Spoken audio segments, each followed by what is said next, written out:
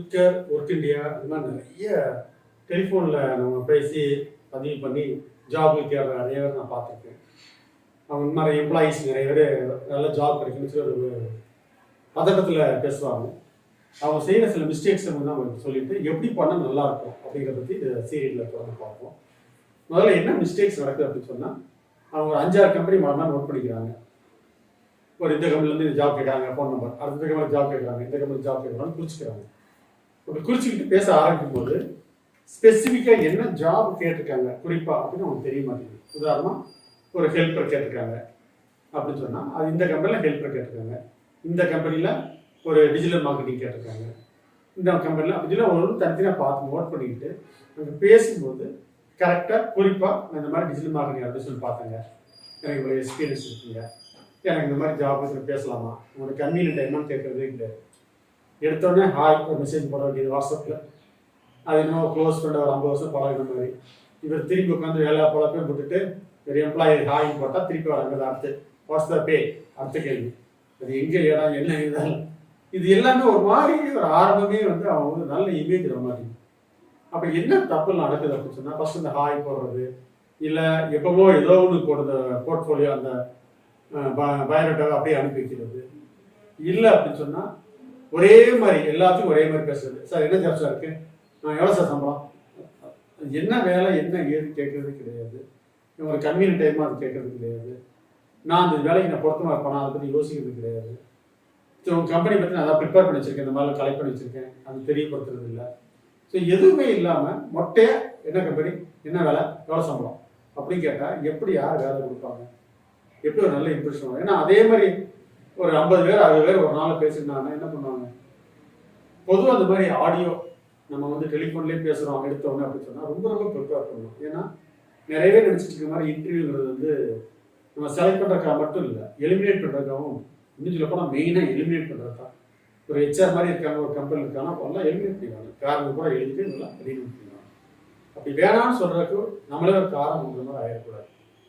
நம்ம best thing என்ன பண்ணணும் அப்படின்னு சொன்னால், என்ன சொன்னால் நம்ம எலிமினேட் பண்ணிடுவாங்க, அந்த லிஸ்ட்லேருந்து வெளியே எடுத்துருவாங்க, அடுத்த ரவுண்டில் போக மாட்டோம், இன்டர்வியூக்கே செலெக்ஷன் ஆகாது அப்படின்னு தெரிகிற மாதிரி பார்த்து அந்த மாதிரி தவறு செய்யவே கூடாது. நம்ம முதல்ல செய்ய வேண்டியது நம்ம என்ன எதிர்பார்க்குறோம் அப்படிங்கிறத யோசிக்கணும். அவர் வந்து உதாரணமாக அந்த எம்ப்ளாயர் என்ன கேட்குறாங்க அப்படின்னு தெரிஞ்சு வச்சுக்கணும். ஒரு 5 விதமான கொஸ்டின் அவங்க வேற வேற வார்த்தையில கேட்பாங்க, அதான் முக்கியம். அப்படி குறிப்பாக ஒரே மாதிரி கேட்கணும்னு அவசியம் இல்லை, வேற வேற வார்த்தையில கேட்பாங்க. அப்போ என்ன மாதிரி கேட்பாங்கன்னு நம்ம புரிஞ்சு வச்சுக்கிட்டு அதுக்குள்ள ஆன்சர் ரெடியாக கையில் வச்சுக்கணும். அதை வச்சுக்கிட்டு நிறுத்தி நிதானமாக பாசிட்டிவாக பேசி நான் நேராக இன்டர்வியூ வரேன் சார் அப்படிங்கிற அளவுக்கு நம்முடைய மெயின் ஐட்டம் அதான் விருப்பமாக இருக்கணும். நம்முடைய நோக்கமே வந்து இன்டர்வியூ எனக்கு கிடைக்கணும் அப்படின்னு சொல்கிற மாதிரி வரணும், அதான் முக்கியம். அந்த மாதிரி அந்த ஒரு நோக்கத்துக்காக நீங்கள் பண்ணும்போது என்னென்னா சரியாக கிளிக் ஆகும். அப்போ அவரும் சீரியஸாக இருப்பார், நீங்களும் ரைட் ஓகே நம்ம ஜாப் மாதிரி இன்டர்வியூ கூப்பிட்டாங்க, எத்தனை நிமிஷம் ஆகலாம் சார், இப்படி கன்வீனியன்ஸா இந்த ஸ்லாட்டில் இந்த ஸ்லாட்டா சார் கேட்டு கரெக்டாக போய் அந்த இன்டர்வியூ சொன்ன டைமுக்கு ஒரு 1/4 மணி நேரம் முன்னாடி போய் ஒரு நல்ல இம்ப்ரெஷன் ஃபஸ்ட்டு கிரியேட் ஆகும். ஸோ பெரும்பாலும் இந்த மாதிரி கிடைக்கிறதுல குவிக்கர்லையோ நிறைய ஒர்க் இண்டியாவில் நிறைய கம்பெனிஸ் இருக்குது இப்போ நவடேஸ். இதில் என்ன பண்ணுறாங்க, நிறைய நம்ம நோட் பண்ணி வச்சுட்டு இந்த மாதிரி பண்ணுறது தப்பு முதல்ல. ஏன்னா ஒரு கம்பெனி நம்ம பண்ணுறோம் ஜாயின் பண்ண போகிறோம் அப்படின்னா கொஞ்சம் தெரிஞ்சு வச்சுக்கிறது நல்லது. கூகுளில் இதே பார்த்து இல்லை அது மாதிரி யார்கிட்ட கேட்டு தெரிஞ்சுக்கிட்டு, இல்லை அது கூட டிஸ்கிரிப்ஷனை பார்த்துக்கிட்டு அதுக்கு மாதிரி நம்மளோட பயோடேட்டா மாற்றிக்கிட்டு கொஞ்சம் கரெக்ட் பண்ணிக்கிறது நல்ல ப்ராசஸ்.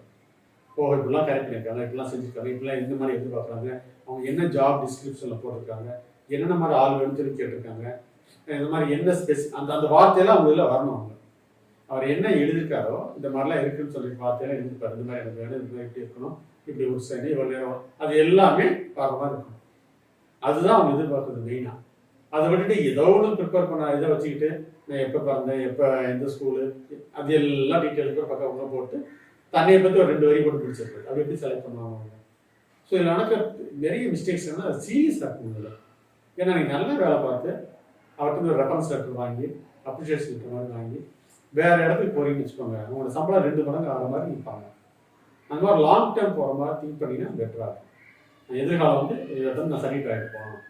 சப்போஸ் ஒரு கம்பெனி வந்து வேறு எங்கேயா மாறி போகிறாங்க, இல்லை ப்ராஜெக்ட் முடிஞ்சிருச்சு, அப்போ வேறு ஜாப் கிடைக்கிற வரைக்கும் நான் என்கிட்ட கிளம்பி போகிறேன் அப்படின்னா ஒரு லெட்டர் வாங்கிட்டு போகிற மாதிரி என்னோடய பயோடேட்டாவில் அதை நான் சேர்த்துக்கிற மாதிரி இருக்கணும் அப்படின்னு நீங்கள் திங்க் பண்ணணும். அப்படி இருந்தால் ரொம்ப நல்லது. இது வந்து ரொம்ப ரொம்ப நான் எதிர்பார்க்குற விஷயம் பேசிக்காக. ஸோ ஏதோ ஒன்று எனக்கு அவசரத்தை சேரணும், ஏதோ ஒன்று செட்டில் ஆகணும் அப்படிங்கிறது வந்து ஒரு பதட்டத்தை காமிச்சோம்னா அது வந்து நல்லபடியாக நமக்கு ரிசல்ட் கிடைக்காது, பாசிட்டிவ் ரிசல்ட் கிடைக்காது. அதனால முதல்ல வந்து நீங்கள் ஃபோன் பண்ணுறீங்க, ஒருத்தர் கம்பெனிக்கு ஃபோன் பண்ணுறீங்க அப்படின்னு சொன்னால், இல்லை ஒரு இண்டிவிஜுவல் ஃபோன் பண்ணி ஜாப்னு கேட்டிங்கன்னா எதுக்கு அந்த கம்பெனி நீங்கள் செலக்ட் பண்ணுறீங்கிறது சொல்லணும். நீங்கள் அது ரொம்ப முக்கியம். அதாவது இந்த மாதிரி நான் பார்த்தேன் சார், எனக்கு இந்த விதத்தில் அந்த கம்பெனிக்கு பொருத்தமாக இருக்குமா தோணுச்சு சார், எனக்கு இந்த கம்பெனி இந்த மாதிரி வேலை ரொம்ப பிடிக்கும் சார் இருக்கான், இல்லை இந்த மாதிரி எனக்கு கேள்விப்பட்டிருக்கு, இது மாதிரி அவங்க கம்பெனியை பற்றி நீங்கள் ரிசர்ச் பண்ணியிருக்கீங்க, கம்பெனி பார்த்து தெரிஞ்சுக்கிட்டீங்க அப்படின்னு மக்களுக்கு தெரியணும். அப்போ தான் பேசும்போது சந்தோஷப்படுறாரு, பரவாயில்லையே அவங்க இந்த மாதிரி தெரிஞ்சு ப்ரிப்பேர் பண்ணி நம்மகிட்ட ஃபோன் பண்ணுறாங்களே அப்படின்னு சொல்லிட்டு ஃபஸ்ட்டு காது கொடுத்து கேட்கணும் அவர்கிட்ட. அவர் என்ன சொல்ல வராரு, என்ன கேட்குறாரு அப்படின்னு சொல்லிட்டு, சரி உங்களை பற்றி விவரம் சொல்லுங்கள் அப்படின்னு சொன்னால் என்னது அப்படியே ஒரு வரி மட்டும் சொல்லக்கூடாது, விவரம் சொல்லுங்கன்னா உங்களை பற்றி சொல்லணும் நீங்கள். அப்போ தான் அவர் அடுத்து மேற்கொண்டு பேச முடியும்.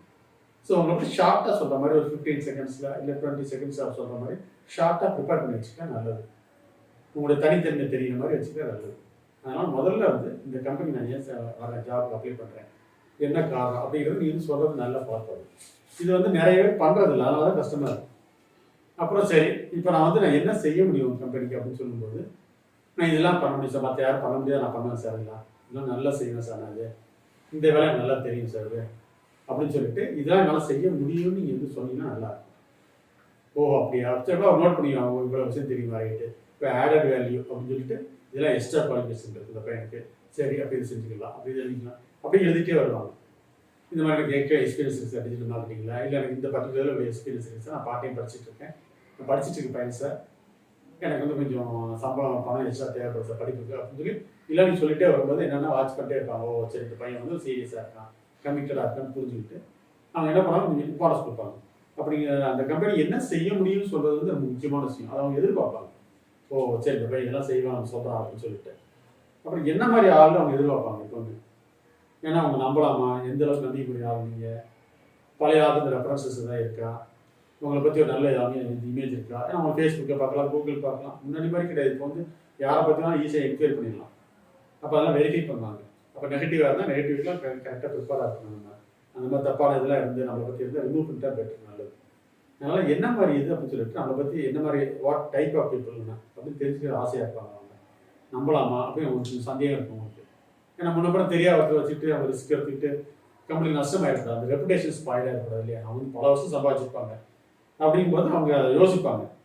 அப்போ கொஞ்சம் யோசிச்சு என்ன பண்ணலாம் அப்படின்னு யோசிச்சுட்டு இருக்கும்போது நீங்கள் வந்து அதை ப்ரூவ் பண்ணல சார், நான் கண்டிப்பாக நல்லா செய்வேன் சார், அருமையாக செய்வேன், இந்த மாதிரி பண்ணுவேன் நீங்கள் சொல்லணும்.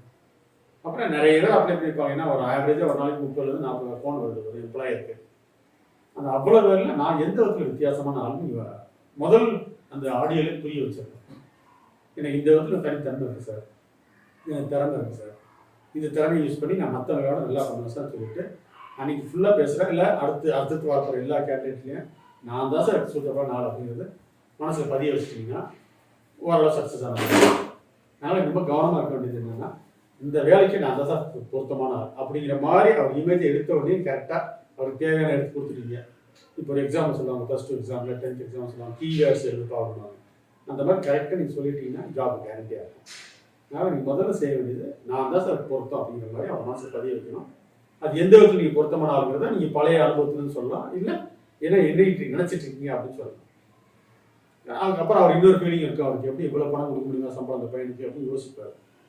அந்த கொடுக்க முடியும், நான் அவளுக்கு ஒருத்தனா அது மாதிரி 5 மடங்கு இல்லை 10 மடங்கு அவன் சம்பாதிச்சு கொடுப்பேன், கம்பெனியோட ப்ராஃபிட் நான் இம்ப்ரூவ் பண்ணுவேன், இல்லை ரெப்புடேஷன் நான் இம்ப்ரூவ் பண்ணுவேன் அப்படிங்கிற மாதிரி அது கேரண்டியாக அவனுக்கு மனசில் பதிய வச்சா மட்டும்தான், அந்த ரெஜிஸ்டர் பண்ண வச்சா மட்டும்தான் அவங்க ஜாப் பற்றி யோசிப்பாங்க. ரைட் இந்த மாதிரி இன்டர்வியூ கூப்பிடலாம், அடுத்த வர சொல்லலாம்னு யோசிப்பாங்க.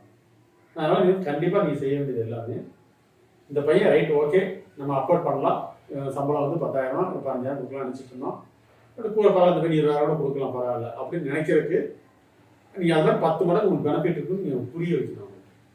நான் டைம்லாம் அவ்வளோ கரெக்டாக பார்க்க மாட்டேன் சார், கூட கொஞ்சம் கூட இருந்து வேலை கொடுப்பேன் சார், எனக்கு வேலை எடுத்து வேலையை முடிச்சு தான் சார் நான் வெளியே கிளம்பி போவேன் அப்படிங்கிற மாதிரி ஆரம்பிச்சேன். லீவில் எடுக்க மாட்டேன் சார் சொல்லிட்டு நான் அந்த மாதிரி ஏற்கனவே நல்ல கம்பெனியில் ஒர்க் பண்ணியிருக்கேன் சார், அந்த பணம் கொடுத்து இது நல்லா பண்ணுவேன் சார், ரெப்புடேஷன் நான் பெரிய லெவலில் கொண்டு போவோம் சார் உங்கள் கம்பெனியில், அந்த மாதிரி கொண்டு போனீங்கன்னா அவங்க சந்தோஷப்படுவாங்க. பரவாயில்ல அந்த பையனுக்கு வந்து கொடுக்குறது ஒருத்தர் தான் போட்டுருக்கு, சரிப்பா மொதல் ஒரு மாதம் இந்த மாதிரி சம்பளத்தை வேலை செய்யும், அடுத்த மாதம் நீங்கள் கூட்டிக்கலாம்ப்பா அப்படின்னு சொல்லுவாங்க. இந்த மாதிரி வந்து நீங்கள் உள்ள நுழையிறதுக்குள்ள அற்புதமான சான்ஸை நீங்கள் கிரியேட் பண்ணுறது நிறுத்தி நிதானமாக பொறுமையாக கவனமாக உங்களை பற்றிய சரியான ஒரு பதிவை நீ உண்டாக்கணும். அதை விட்டு ரிலாக்ஸ்டாக பேசுறது, ஏதோ கேஷுவலாக ஏதோ ஒன்று பேசுறது, 10ஓட 11 கம்பெனி அப்படின்னு சொன்னால் மேக்ஸிமம் ஒரு 10 நாள் 12 நாள் கம்பெனி எதாவது பண்ணி அவ்வளோதான், அப்புறம் வேஸ்ட். அப்படி 10 கம்பெனி மாறி என்ன பண்ணுறது சொல்லுங்கள்? உங்களுக்கும் கமிட்மெண்ட் இருக்கும், உங்களுக்கு நிறைய செலவுகள் இருக்கும், நிறைய இன்டர்வியூ போக இருக்கும், அடுத்த மேற்கொண்டு படிக்க படிக்க வேண்டியிருக்கும், எவ்வளோ செலவுகள் இருக்குது. அப்படி ஒரு 2 இடத்துலையோ 3 இடத்துலையோ நீங்கள் எப்படி மாறிட்டே உட்காந்துருக்கீங்க லைஃப்பில் எப்படி மேலே படிக்க முடியும்? ஆனால் நீங்கள் செய்ய வேண்டியது எல்லாமே வந்து நான் இது பொருத்தமான அப்படிங்கிறத இந்த 5 கேள்விகள் நான் சொன்னேன் இல்லையா, இந்த 5 கேள்விகளுக்கும் அவங்க மனசில் எப்போ இருக்கும், ஆனால் வெளியே சொல்ல மாட்டாங்க. அந்த 5 கேள்விக்கு பதில் சொல்கிற மாதிரி நீங்கள் ஆரம்பத்திலேயே கரெக்டாக பேசிட்டீங்கன்னா அது வந்து சரியான ஒரு அணுகுமுறையாக இருக்கும். உங்களுக்கு சக்ஸஸ் கண்டிப்பாக நடக்காது. Wish you all success. Thank you.